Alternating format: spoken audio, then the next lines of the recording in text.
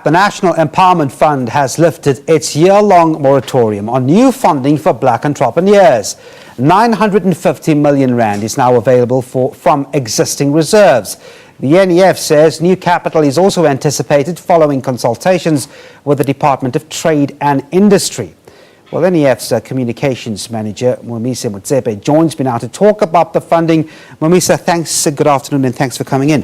Thank you very much, Stephen. Let me start by asking you to remind us exactly why that moratorium came in place last year.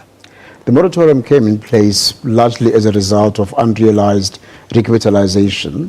The NEF had been in consultation with government for a while, and when we were uncertain about the outcome of that process, the board of the NEF thought it prudent to discontinue temporarily funding for new applications. All right, so there seems to be some good anticipation now that money is available, this following consultations and talks with the Department of Trade and Industry. Can you tell us exactly what happened at the talks and where does the hope come from? Well, there has been a breakthrough in discussions by the National Empowerment Fund, together with the Department of Trade and Industry and National Treasury. There is an undertaking on the part of government that the NEF will be receiving in the foreseeable future capitalization to the tune of 1 billion rand from a fellow DFI. We're also very confident that government will be unlocking resources from shareholding which government holds in, call it, non-strategic assets on the JSE. You will recall that a few years ago, the NEF was capitalized to the tune of 2.4 billion rand by government.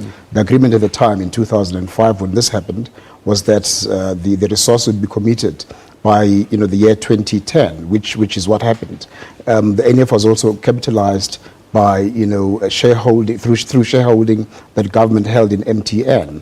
This was then on-sold to the black public through an exciting and a highly successful scheme called the Assange share scheme, which generated just over 1.1 billion rand for the NEF. So we're anticipating that a similar outcome will result, and we're very confident that in addition to the 950 million rands that the NEF has at its disposal, more capital will be made available because indeed, as you know, Devon, the needs of black entrepreneurs have grown considerably over the past few years, and of course, as more and more black people have seen success in business, this has inspired more and more to want to go the route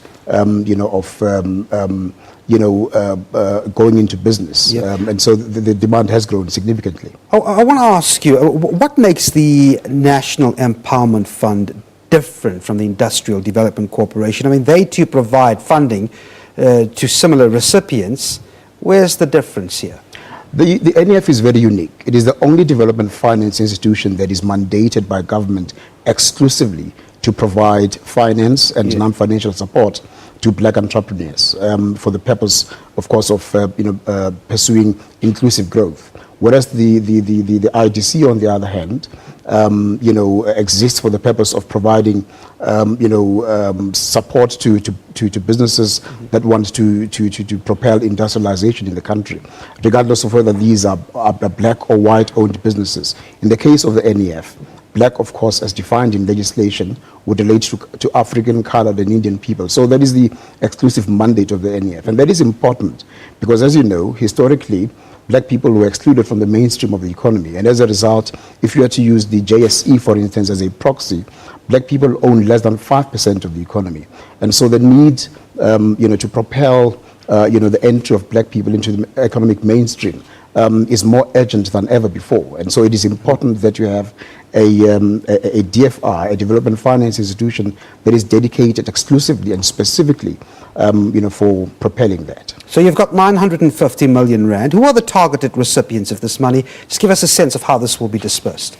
Well, of course, this will be dispersed throughout the country for black entrepreneurs, among black entrepreneurs who want to start, new businesses, those that want to expand existing businesses, and those that have opportunities for equity acquisition in existing businesses. And this is for a variety of outcomes. This could be in the area of franchising, for instance. It could be in the area of rural and community development.